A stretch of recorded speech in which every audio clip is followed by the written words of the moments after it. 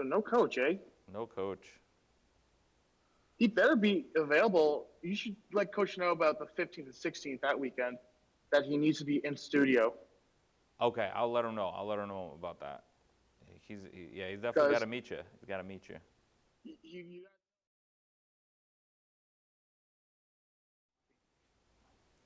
All right, welcome back to the second half of the 94 podcast. I'm Brooke Edel, here joined with my co-host, Jim Bushy. Jim Bushy, what's up? What not up? much, man. What's going on, bro? It's been a long time no talk. Okay, gotcha. We're now recording. I Time. canceled your audio and you guys were still talking, so I faded up again so Okay. you could hear each other. But Okay, all right. We're not recording yet. We're not recording it. Oh, Emily, Madon. You're all good. when you see it next time. Okay. It's all good. It's all good. No, I like that energy. Bring that same energy. I don't know if I can repeat it, man.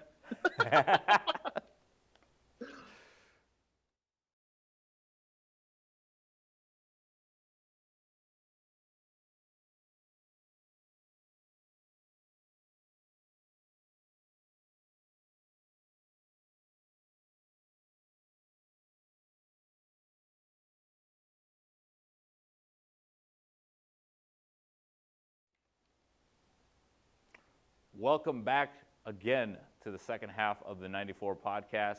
I'm Brooke Edel, joined here again with Jim Bushy live in Green Bay, Wisconsin.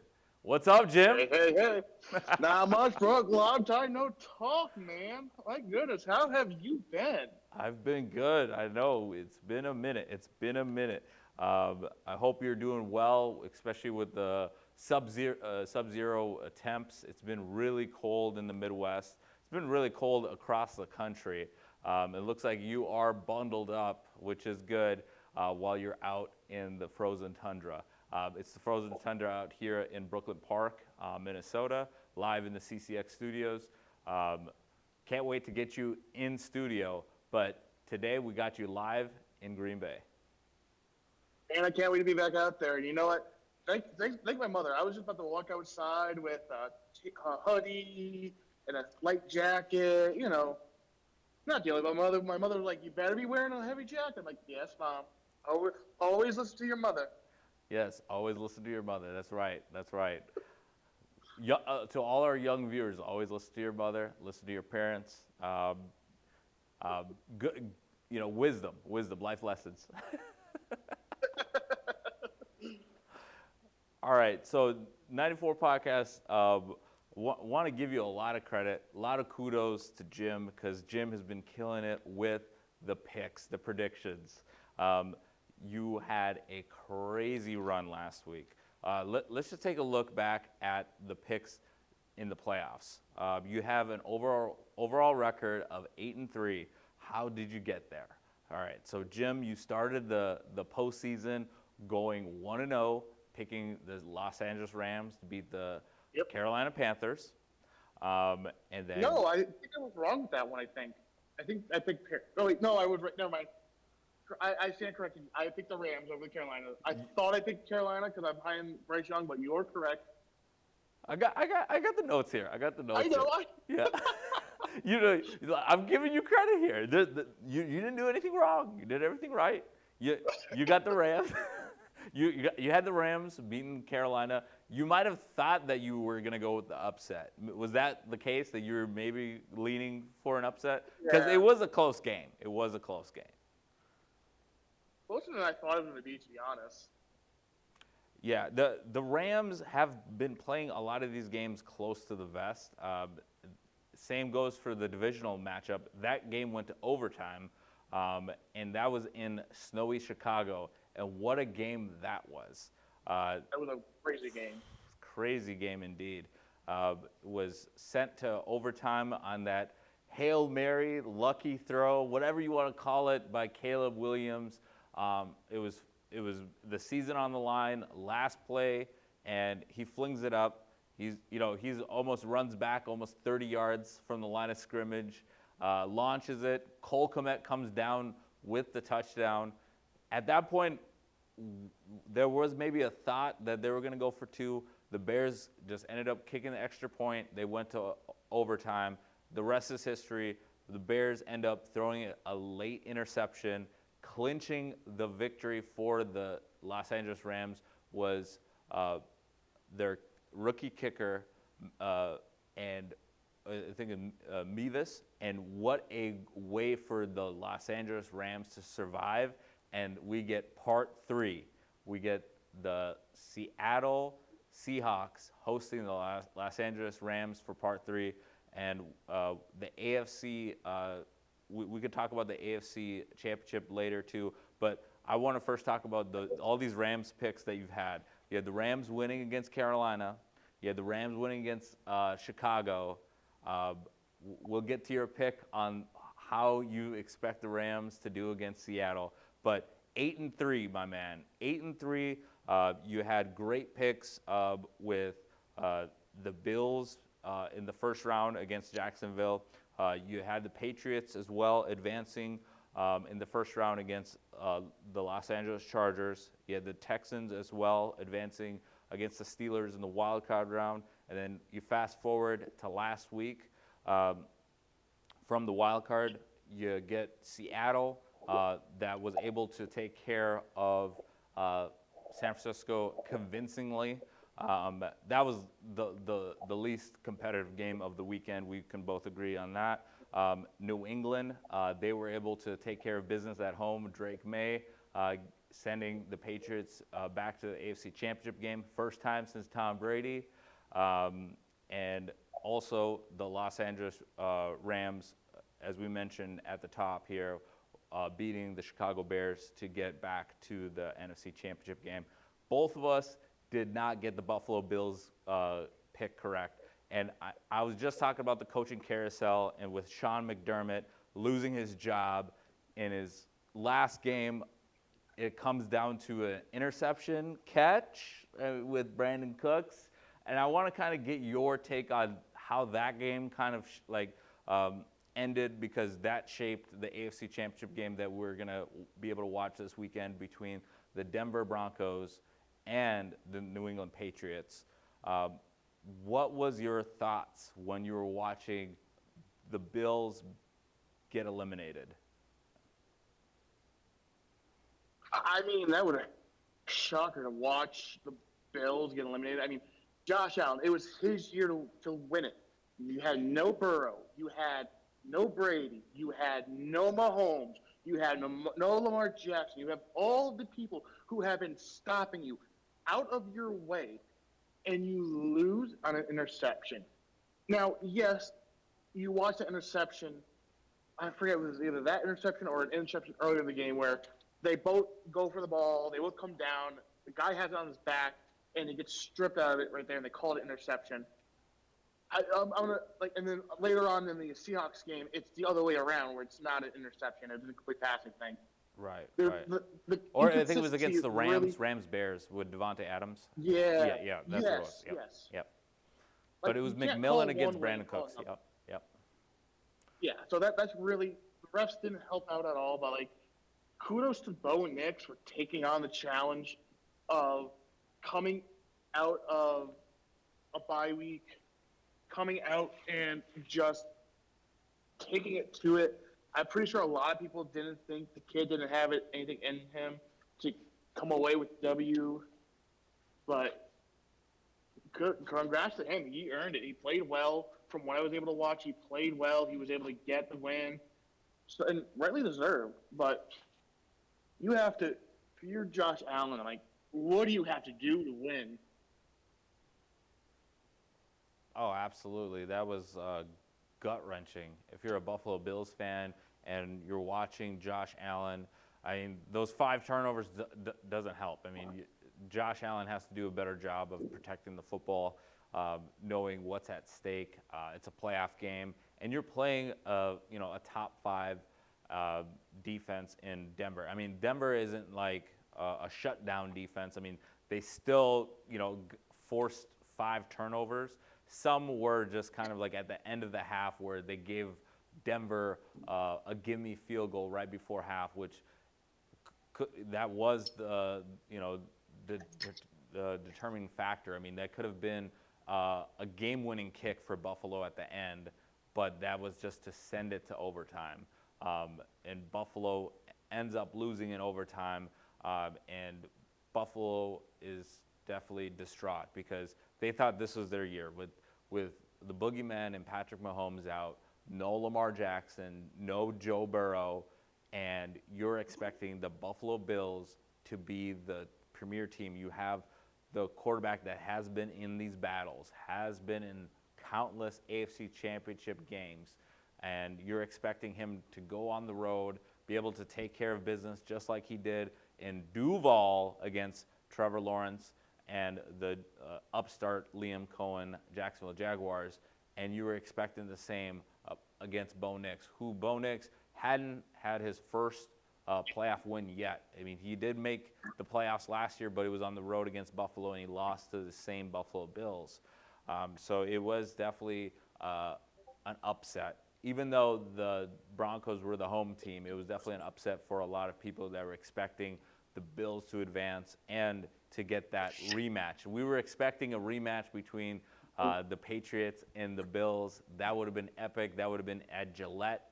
That would have been the scene of the comeback, the 21-point comeback for Josh Allen and the Buffalo Bills. But we sit here today knowing that it's going to be Jarrett Stidham and Drake May with Bo Nix out for the season. It was shockwaves after shockwaves in the playoffs. That was crazy, and everyone at my work were just like, okay, is this the play? Is this the play? Like, they said the second to last play, but he looked fine. He looked fine running off the field. He looked fine taking a knee. So we don't – he could just be playing through it, but my goodness, that was shocking.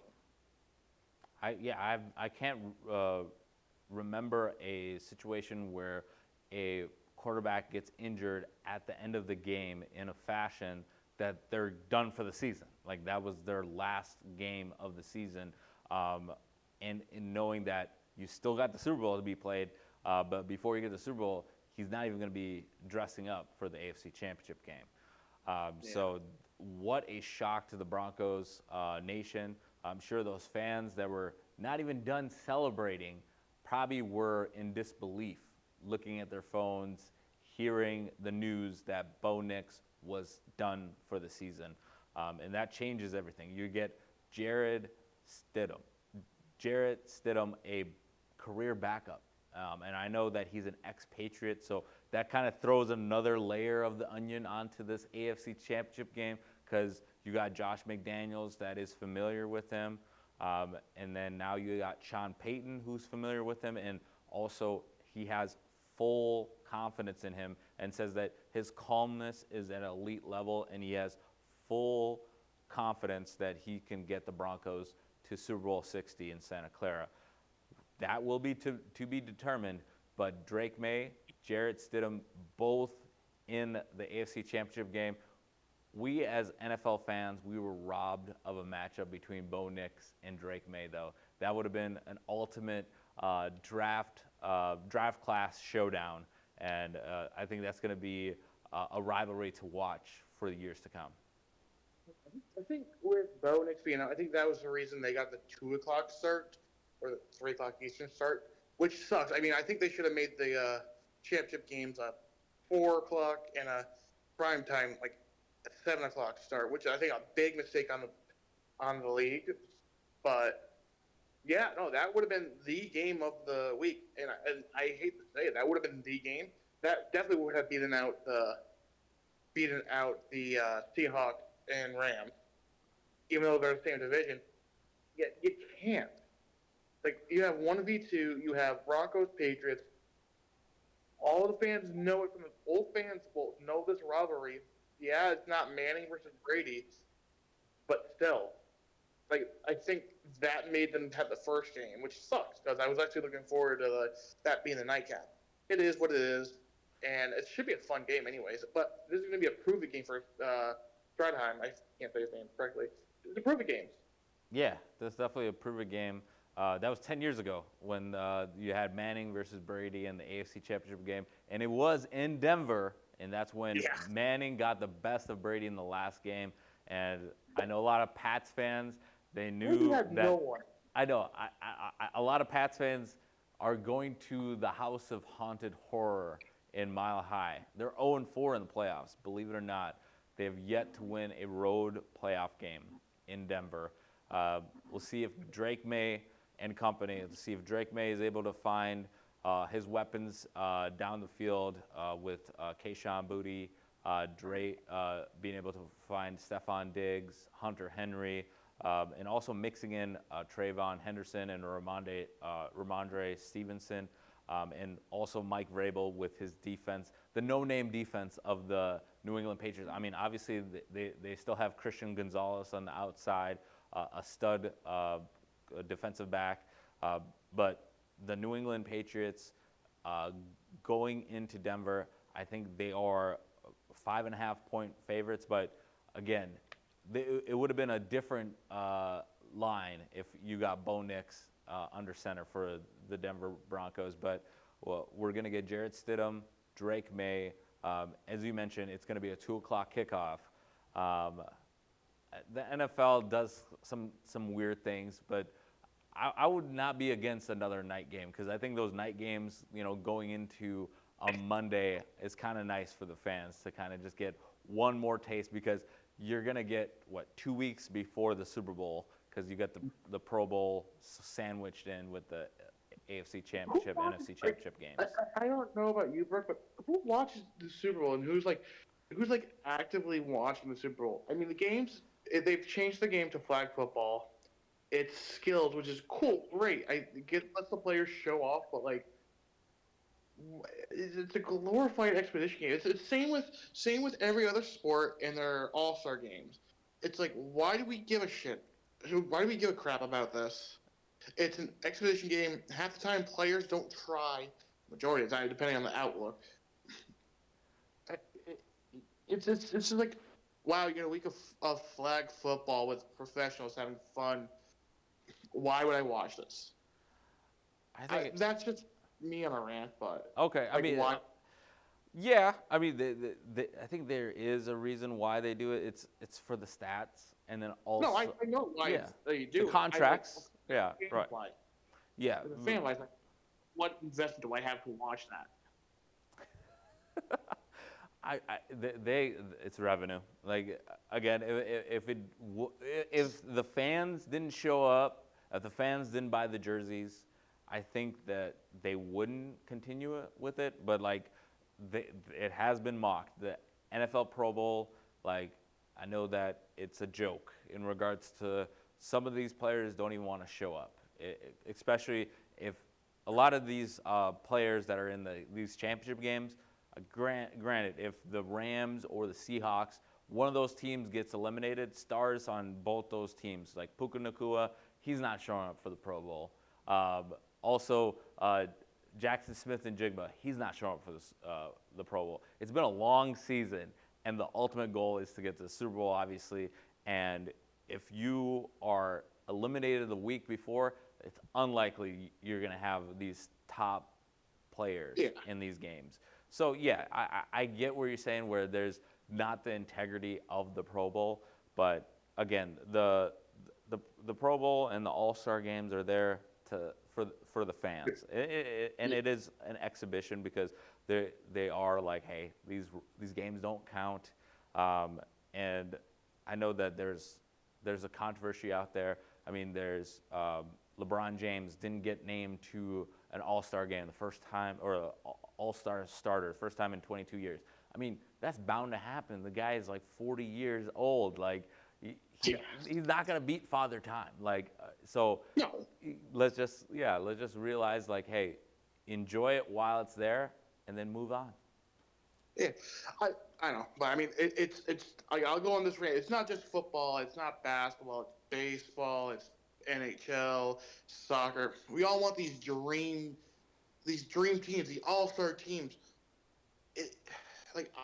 Me personally, I stopped watching all the all-star games. I stopped watching NHL in 2015. I stopped actively oh, it's on tonight. Gotta turn it on. It's not oh cool, it's on. Maybe I'll throw it on, maybe it's not. Now, NHL is doing something different with the Four Nations. I have my own thoughts. I've told you that many of times. It actually gives players something to play for, actually something to watch. I think NBA can do that with USA and international. I think they should do a best of 7 series with that. I think that would be fun to watch. Yeah, Wait, I like that. I like that idea. Yeah, like having like the nations involved, yeah, the same way that the NHL had the Four four Nations. nations. Yeah, that was really I cool. I It think for elevated the baseball, play. Yeah, the World baseball should Baseball always Classic. do the World Classic because, and then you're just getting every league, and that's just fun thing. That's something that everyone wants to watch. Like you could shorten, you could keep the break, keep that 6 7 day, 3 4 day break at the end of the season, and just have the baseball World Classic be your All Star game, and you'll be fine. I think that's how you fix MLB. NFL, I'm not sure. NFL is a tough one because it's such a demanding sport. Yeah, that one might be like a flag football competition in the off season where Yeah, it's away from the actual season because I think it's kind of tough to expect fans to get excited for it, especially in the middle of a Super Bowl chase, and then you're just asked, hey, then now we're having our all-star game in the middle of all this. And well, they you should put also it get the after. Winter Olympics coming up. So I think the Yeah, NHL is going to probably take a break have they and have then like a 2 3 week 2 3 weeks break? two, Yeah, 3 weeks break before that. So there's going to be excitement there. For the NBA, I know that they're doing their starting lineups like Giannis Antetokounmpo, Jaylen Brown, Jalen Brunson, Cade Cunningham, and Tyrese Maxey. They were the starters for the Eastern Conference. For the Western Conference, you had Steph Curry, no surprise there, Luka Doncic, Shai Gilgeous-Alexander, MVP from Oklahoma City, and Nikola Jokic, and then you had Victor Wembanyama cracking the first time the starting lineup for the NBA Western Conference. But a lot of questions there. Like, no Anthony Edwards, no LeBron James. It brings the conversation back to the fans. But again, I think it comes back down to the integrity because I think the NBA tried to fix it because it was just laughable. There was no defense. Like scores were getting up to like the 200s, like yeah. without overtime.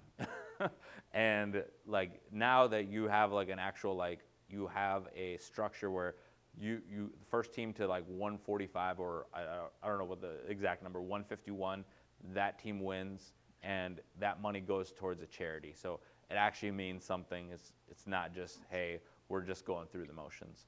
But Yeah. before we get sidetracked, I just wanted to kind of hear your closing thoughts on this. I think we did. So let's get Yeah. back to the football talk. All right. You want my pick for that Patriots Broncos game? Yep, you're 8-3 with, yep, 8-3, and you're leading the standings right now. I'm 5-6, so yep, you go for it. So with the injury to Bo Nix, it made the pick so much easier. I gotta go Drake May. I gotta go 31-21, and I'm giving Stidham a good game here. He'll play good, but he's a backup. But I mean, anything can happen. You don't have much film on him. He's been backup his whole entire career. So give me the Patriots 31-21. 31-21. Okay. All right. Looking at Denver and New England, this is a tough matchup. We just know that the quarterback, the most important position in the game of football. Drake May on one side, Jarrett Stidham. I think it is definitely going to be a legacy game for Drake May. He has to protect the football. There was a lot of fumbles, even in the win against the Houston Texans. They scored 21 points. That was more than they scored against the LA Chargers. So, again, the offense needs to get going for New England in this game because Denver, they can turn the ball over. that's one thing that Drake May needs to look out for, because their defense on Denver, they did give up 30 points. They didn't get off the field too on third down, so that's maybe one thing that the New England Patriots can exploit, as being able to extend drives, and that's what I expect to happen. And all the teams that did advance, they were able to have these long, methodical drives and really wear out a defense. And the longer that you go in the tournament, I think that is going to be the best way to move forward, is to keep your offense on the field as long as possible and wear that team out. With everything being said there, I find it very difficult to go against the New England Patriots in this game. I'm going to go Patriots. I think Patriots are going to get 20. I think they break 28 points. It's going to be a really good game. Again, I expect Jarrett Stidham to give the Broncos every bit of a chance in this game. 28-17.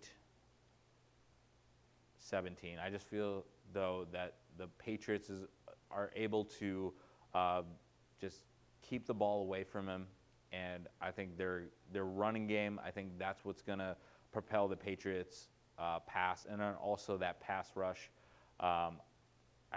It's the Patriots that just have a crazy pass rush right now with Milton Williams up front with the New England Patriots, and how they're able to attack on all three phases. I think special teams is there, defense, and then also the offense, where they're able to pick apart and also make those big plays right when you think that you're going to make a big play on third down. I think Drake May does a really good job of extending drives. I got Patriots 28-17 going to their first Super Bowl since Tom Brady was the signal caller. So they get it done in Denver, and then they finally get their first victory in the AFC Championship game against Denver on the road.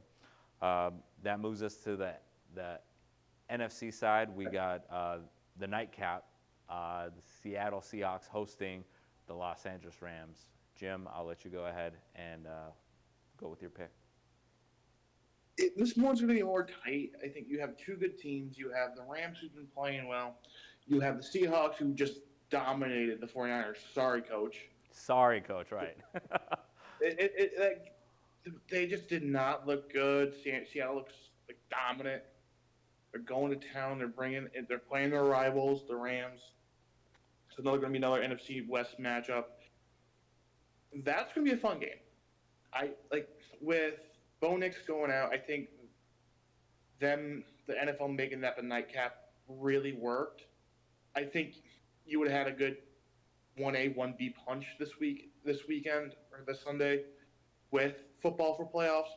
I don't think there would be any bad games. I think without Nix, I think that game kind of goes down a tier. So I think NFL made a good choice. Seahawks, Sam Darnold. Now, as a Vikings, Brooke, I have a question for you. Seeing Sam Darnold now, if he goes on to the Super Bowl, do you think getting rid of him was the biggest mistake?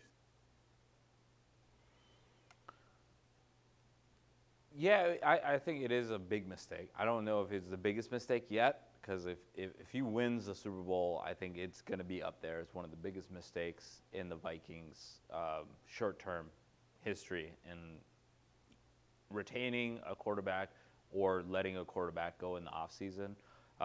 And, in just that 1 year sample size, if he goes on and he wins the Super Bowl, I think that would definitely leave a bitter taste in all Vikings fans and all Vikings players, because they know that this guy was in their own locker room just a season ago.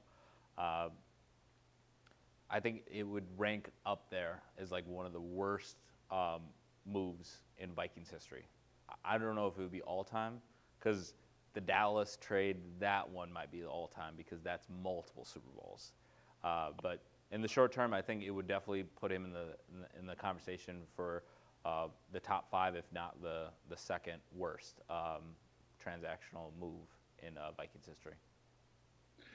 Yeah, no, and I would agree. I mean, listen, hindsight's 2020. Darnell's doing good. He's exploded. Kevin O'Connell, he struggled with McCarthy. He struggled with Bozeman, or Bousman, however you say his name. I think. I mean, still you drafted the quarterback. Maybe he needed another year behind the bench, not playing, and keeping Darnold would have been the move. But I mean, who knows? Let's give JJ another year, and then we'll see if that was a good move. But like, yeah, I think if he goes on and wins the Super Bowl, it's going to be a bid to take like, why do we get rid of this guy? But I think that's just too short term looking. We're looking at here with Darnold, and then you look at the other side. Yes, Matthew Stafford. Matthew Stafford. Yeah, Stafford. He's going trying to get another Super Bowl. You have Devontae Adams, who broke records this year. He played very well. He missed last week's game. He has a chance to go to his first Super Bowl, and because he missed it, because I know we've been harping on it about here in Green Bay about him missing it. 2014 when they lost to Seattle last.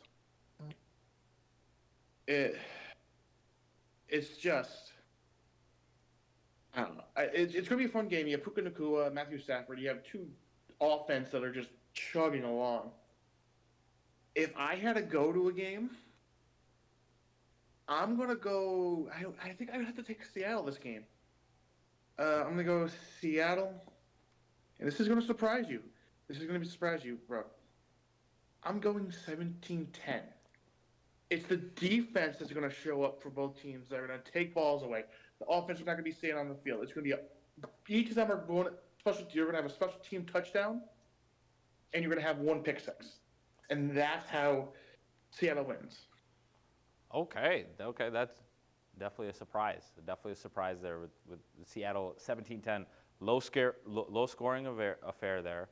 And to kind of come back to that topic, if Sam Darnold is able to lead the Seattle Seahawks to the Super Bowl and potentially win it, again, that puts the pressure back on J.J. McCarthy. And I know it's in a one-year sample, but again, that ratchets up the pressure on the next season because we got to see more from J.J. McCarthy because what we've seen in the first year is not enough to entrust him with the franchise. And again, we've seen quarterbacks in his same draft class, Drake May, Bo Nix, Jaden Daniels, make it to a conference championship game.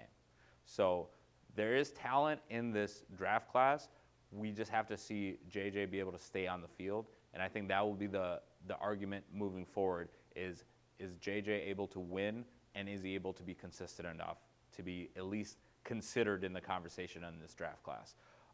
But with Sam Darnold right now, it's really tough to go against Seattle because of what I saw against San Francisco and what they were able to do against Brock Purdy, Christian McCaffrey, Juwan Jennings, everything that was working against Philadelphia. And Philadelphia is not a bad defense. And they completely shut them down. And what Mike Macdonald, I know that he has a game plan ready for round 3 against Sean McVay. This whole weekend, as I mentioned in the first half, it's between Sean's and Mike's. You got Sean McVay versus Mike Macdonald, and you got Mike Vrabel versus Sean Payton. So in this matchup, I'm going with a Mike. I'm going with Mike Macdonald. So we're going with the Mikes in these matchups. And I believe that Sam Darnold is going to stay away from that lethal mistake. And again, that will be the formula. Hand the ball off to K9, Kenneth Walker, and the time of possession. You're just going to wear them down with body blows after body blows. And if you can keep Matthew Stafford off the field, that just increases your chances, especially with having to cover Puka Nacua and Devontae Adams on the outside, and also a slot receiver that's getting mixed in. And also with Parkinson's, I think he's done a really good job of getting a good rapport with Matthew Stafford. And Matthew Stafford is having a MVP caliber season. So the Rams are not going to go away quietly, and we've seen it throughout the playoffs. They're going to be a tough out.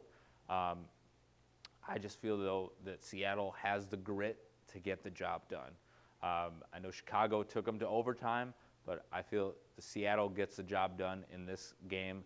I got Seattle winning 33-22.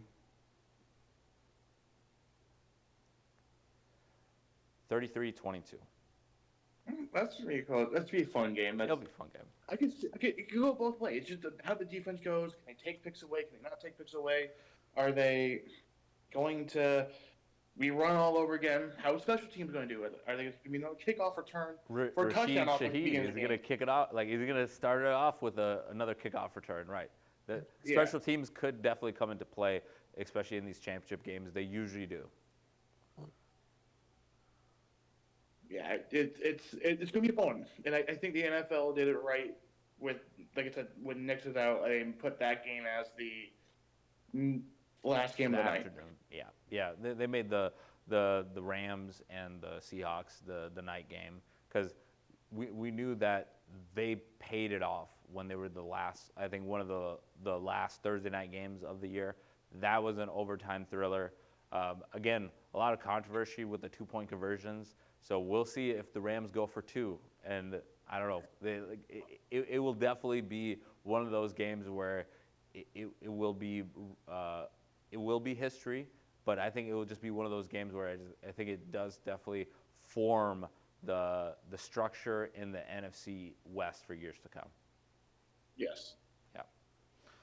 Awesome. We do have some breaking news. Doo-doo-doo. The Pittsburgh Steelers are working towards a deal to hire Mike McCarthy.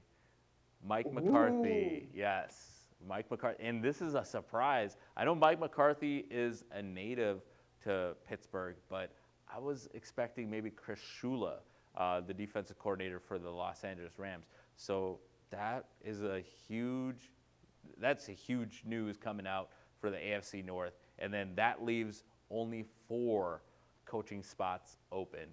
That would be the Bills, the Cardinals, the Browns, and that also is the Raiders with the number 1 pick. So, wow, that is some big news coming out in the NFL. So, split series, but yeah, we both got, getting back to the NFC Championship game, the Seahawks have the number 1 scoring defense. They're 8-1 versus the number 1 scoring offense, which is the Los Angeles Rams. So this comes back to defense wins championships, and I'm going with the Seattle Seahawks because they got the number 1 scoring defense. They've won 8 straight. They're wreaking havoc. I really like Ernest Jones, former Los Angeles Ram. He got traded, so you know that he has a little oomph in this game to definitely prove it to the Los Angeles Rams, like, hey, you gave up on me. I'm going to take it to the next level, and you guys are going to be watching me in the Super Bowl. I'm going to send you guys to Cancun. So, yeah.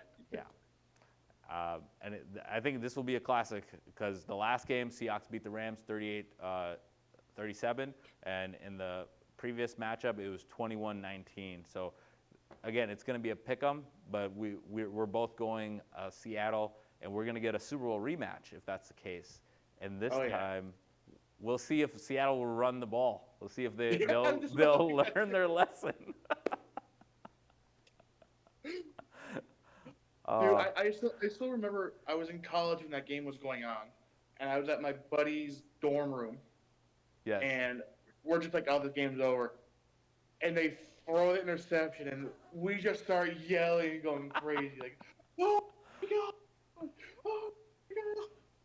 Oh my God! I was in shock. I was at a Super Bowl viewing party, and I was watching it with one of my college roommates and my best friend, and he's a Patriots fan, my college roommate, and I was just rooting for the Seahawks, and they were just like my second team that I was rooting for, and watching that, like, just a sequence where there was a huge catch by Javon Curse to get it down to like the goal line area. It was like at the 10-yard line. It was like a juggling catch. It was against Malcolm Butler, and Malcolm Butler got beat on that play, and it was just like, all right, Malcolm Butler, what do you think was going in his mind that whole final drive? He's like, hey, I potentially may have lost the season, on this big catch that Seattle was able to convert. And then they run the ball on first down, and then they get stopped, and then that was like the game-winning tackle where you tackled Marshawn Lynch, and Beast Mode never gets the ball again. And then obviously second and goal from the 1, Russell Wilson throws it to Malcolm Butler, and he jumps the route, and you saw the pick coming. You see Browner also execute perfectly, and the rest is textbook in regards to how the New England Patriots were able to survive that. That was just everybody doing their job, and that was the first time Tom Brady was able to win his fourth. That was his fourth Super Bowl. Yeah. Yep. And then that ended the Super Bowl drought after losing 2 straight to the New York Giants. So what a Super Bowl rematch it would be between the Seattle Seahawks and New England Patriots.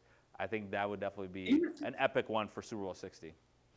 Even if the Rams were to win, that's in the Patriots win. That's another one. That's another Super Bowl rematch. When I think they were still in St. Louis at the time. No, they weren't. They moved. It was like they were in that St. low Louis. scoring. Yep. It was a low scoring game. I remember that. It was 2017. Yep. Yeah. That was the first one for Tom and the Patriots. Yep. No, they played him twice. Oh, I know that. the first one. First one. And then they First one did was win Buffalo got the hurt. second one. I think it was 13-3. Yeah, against Jared It Goff. was a very Yep. low scoring game. So this would be the third Super Bowl Yeah. between them. Yep. Yeah. So Yeah. both would be Super Bowl rematches. If the Patriots win. If the Patriots win, yeah. If And it's if Broncos and Kansas win- Seahawks, that's another Super Bowl rematch, though. That is yes. Yes.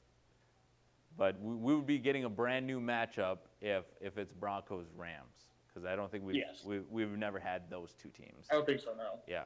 But again, there was also I think the Rams had a magician come in to their their facility, and then they did like a prediction before the game or before the season started, and it was Broncos Rams, and the score was 23-14. So, hey, that might be the what you need to predict if I mean, it comes if down it to happens, if you're Broncos that Rams. magician, you have to go buy a lottery bet on the team. Oh if yeah, that happens. you would imagine he's gonna go get a betting slip. I'm sure half of the Rams organization has got that betting slip right now. So we'll see who gets it done. I mean, with Kyron Williams and that rushing attack, let's see if they're able to make things close for the Rams. Same thing for the Denver Broncos. They're going to be relying on their third string. I believe Tyler Batty and Jaleel McLaughlin, because R.J. Harvey also was ruled out for Sunday. So another blow for the Denver Broncos. But again, it's sports. That's why we watch it, Jim. Anything can happen. And also, we do believe in defense wins championships. And Denver has a capable defense to win this game. It's going to be a fun one. I mean, these are the best 4 teams we can ask for. And I think we are getting the best 4 teams. Would I have loved to see the Packers be playing right now? Yeah, because it's less work I got to do at work. But Yeah. Selfishly, you'd want the Packers to be there. Yeah. yes. I would rather be the Vikings, but Yeah. they're not in it. I mean, yeah, they're not in. Yeah. I think we're getting the best of the best. I think this is going to be a great matchup. I think it's going to be a fun Sunday, and I think we're going to have a great Super Bowl again.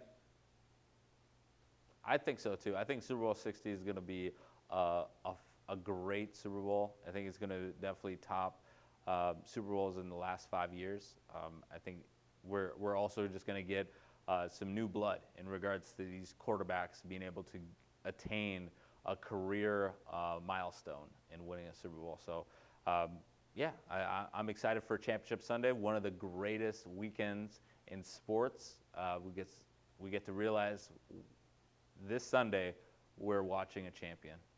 So Oh yeah. in both games, they're both going to be crowned. So and we're also going to get the eventual champion playing on this Sunday. So really excited.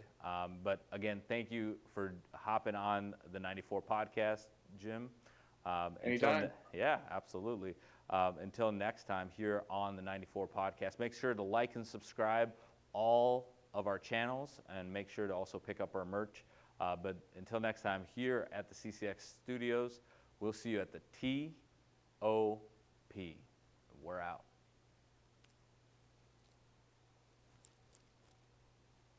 Yeah. Oh yeah. Yeah. 6-7. Let's I can't believe I go. did that. Dude.